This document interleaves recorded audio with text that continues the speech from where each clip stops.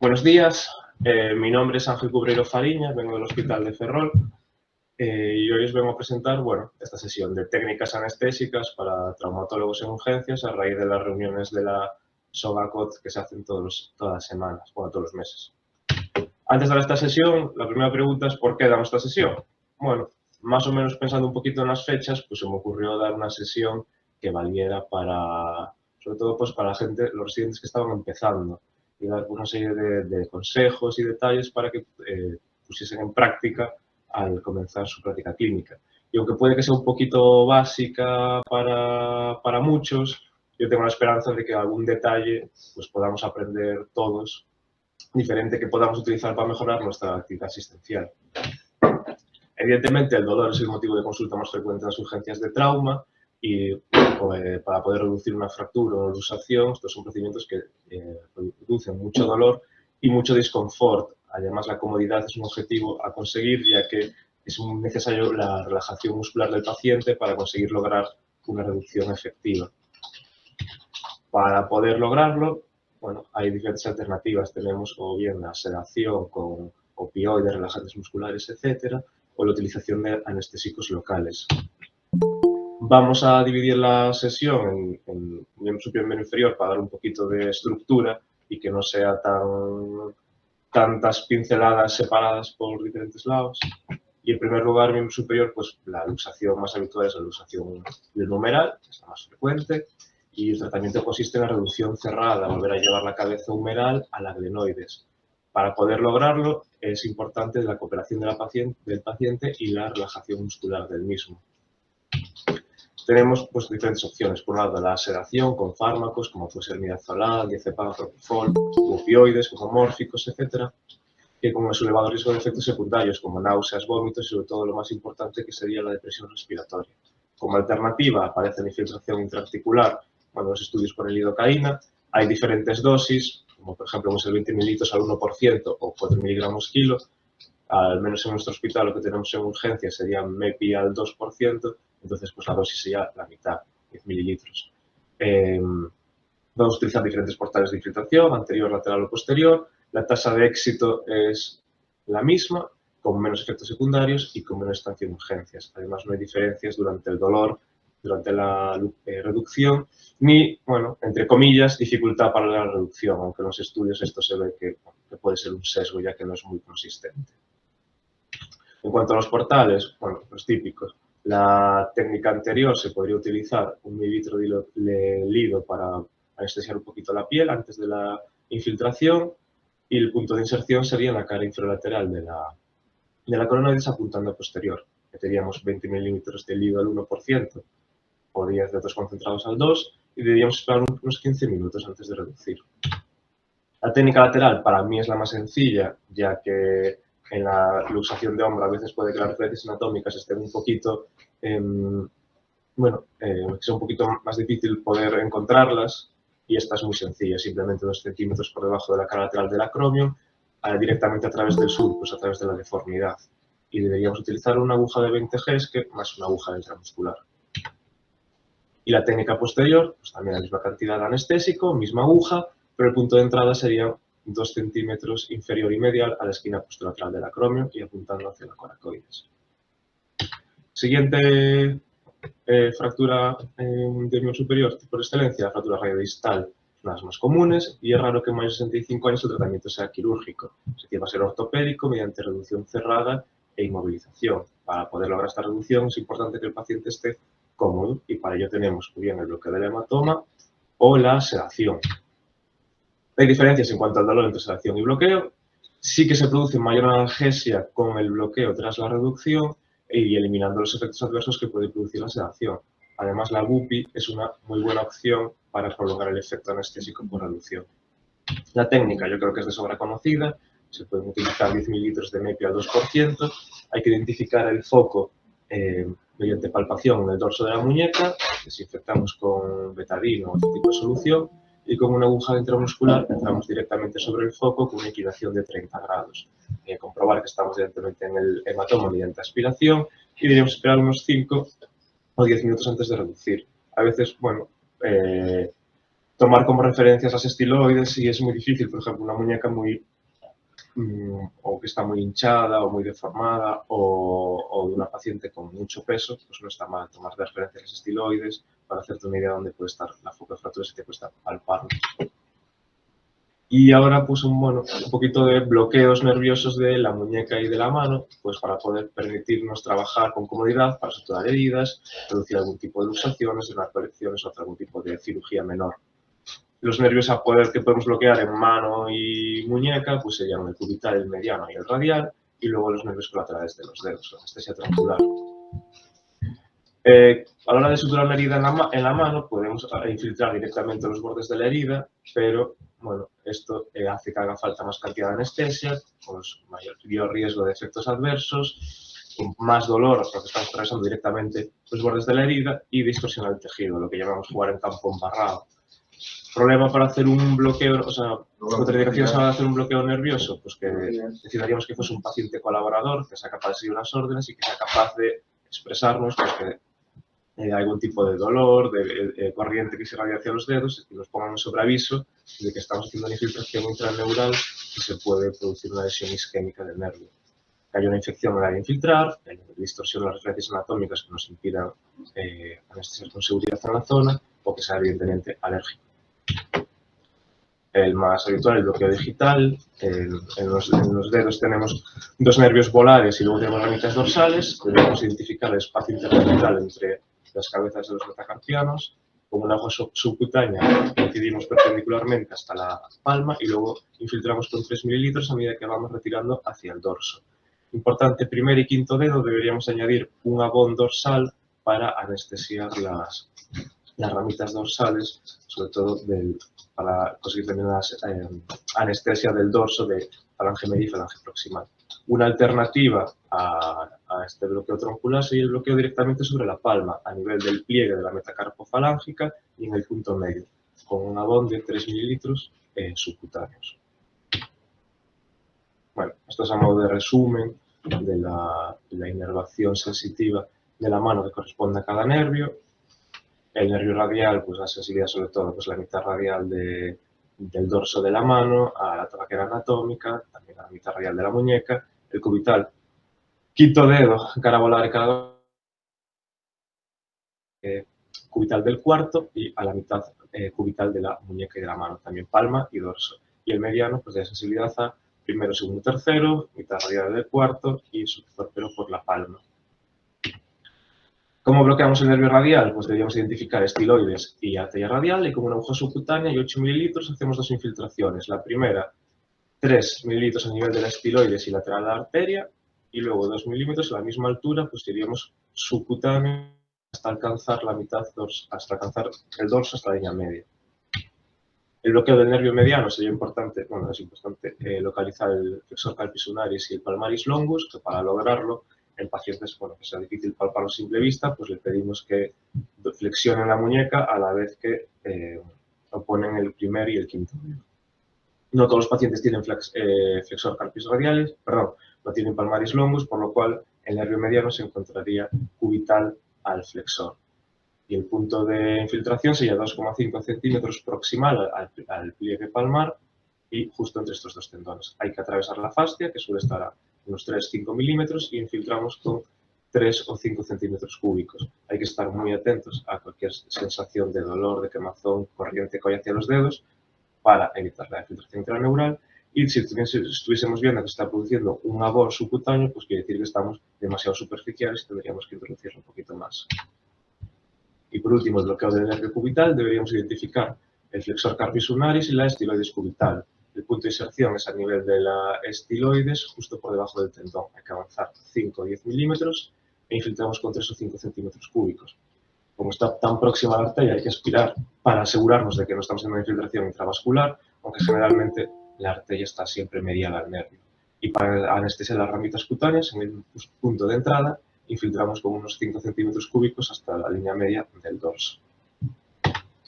Bueno, acabado el miembro superior, empezamos con el miembro inferior. La fractura puede ser hacia el miembro inferior, la fractura de cadera, que produce pues, hospitalizaciones prolongadas, mortalidad en la evaluación geriátrica. Es muy importante conseguir un control activo del dolor ya desde urgencias, tenemos una serie de problemas. Por un lado, que son pacientes muy mayores con el riesgo de efectos secundarios de los opioides y que luego en muchos casos existe el deterioro cognitivo y se ha asociado que los pacientes con demencia, por su imposibilidad de poder manifestar dolor, reciben mucha menos analgesia que los pacientes que no la tienen. Como soluciones, pues tenemos el bloqueo iliofascial o la infiltración intraarticular, que ha demostrado ser superior al bloqueo en las fracturas intercapsulares. El bloqueo iliofascial permite un manejo efectivo del dolor, es fácil de realizar, baja tasa de efectos adversos, reduce el consumo de opioides y reduce el dolor en el posoperatorio inmediato hasta las 72 horas posoperatorias. La técnica, pues debemos de tener diferentes referencias anatómicas, que sea espinal cantero superior y la sínfisis del pubis. Trazamos una línea, dividimos en 2 tercios, bueno, en 3 tercios, y en la unión entre el tercio medio y el tercio externo, 2 centímetros por abajo, sigue nuestro punto de inserción.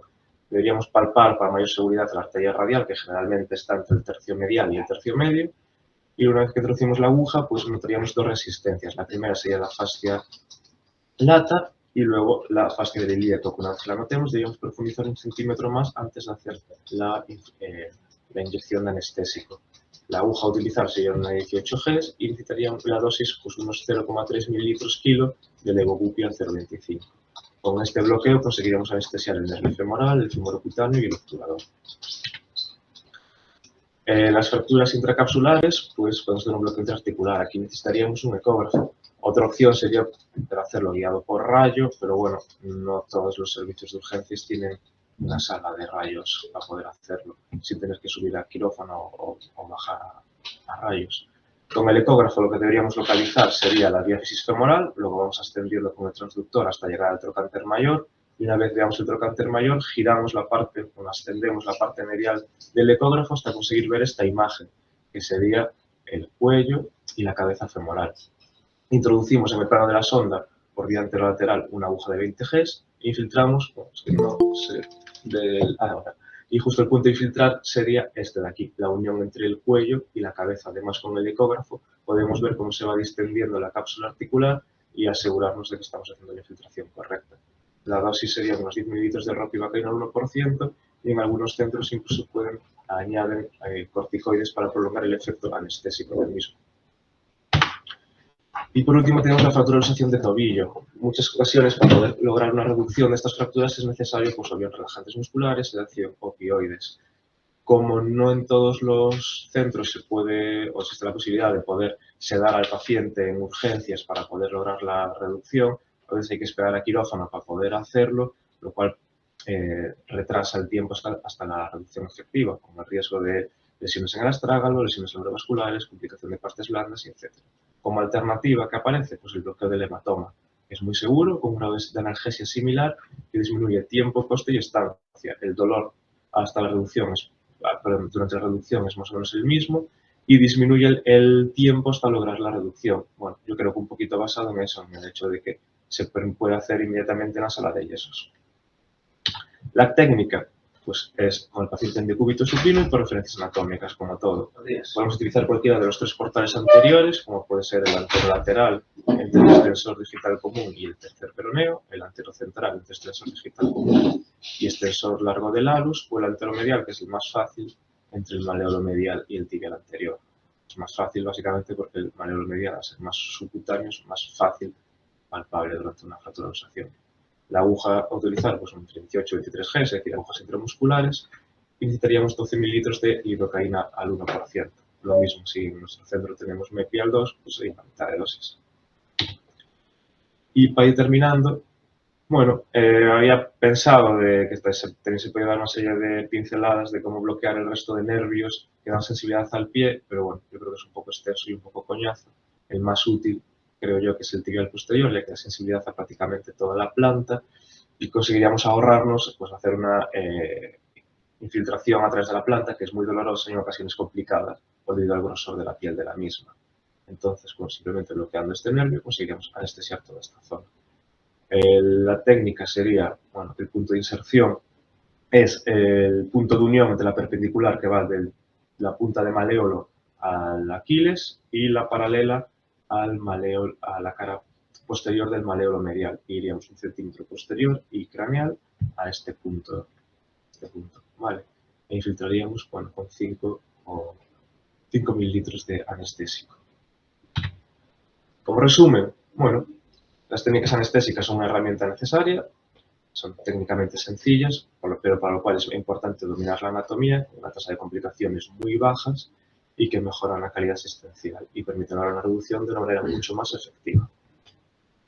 Y nada más, muchas gracias y esta es toda la bibliografía. Dejo de compartir.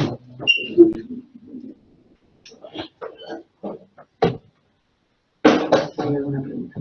No sé.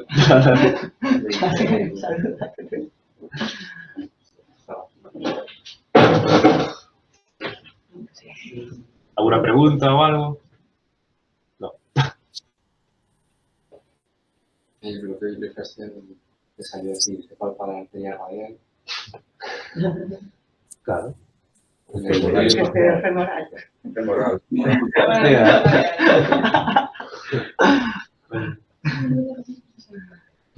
No sé si en alguno de los hospitales hacéis bloqueo ileofacial de las caderas cuando vienen a urgencias. ¿Sí o no? ¿Allí lo hacéis?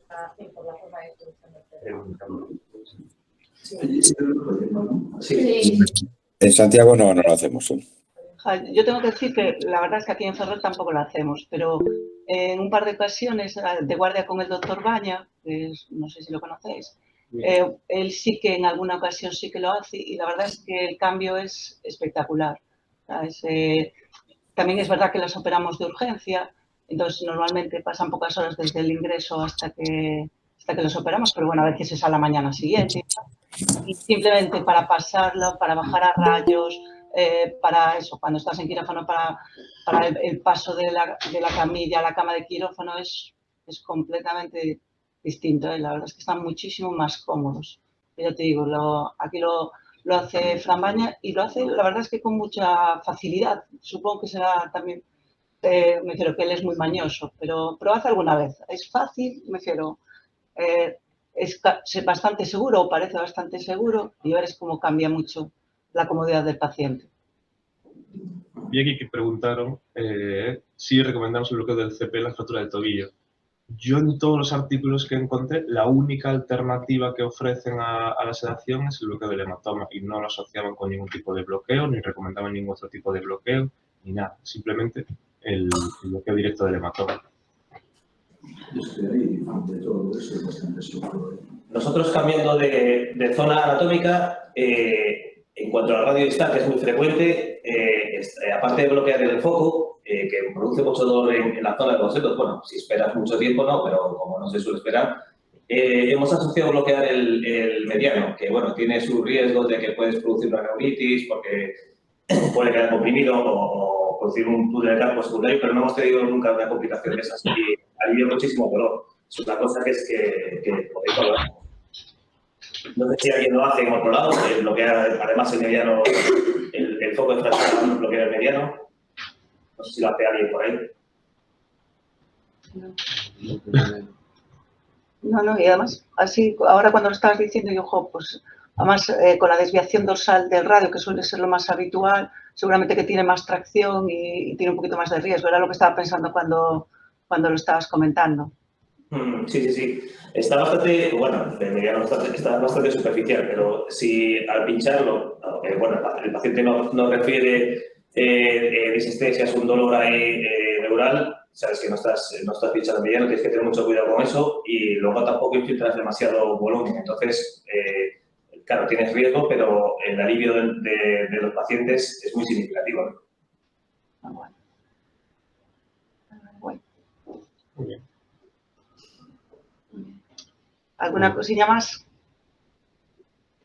Pues feliz verano a todos, disfrutadlo y nos vemos después. Venga, después del verano. Chao.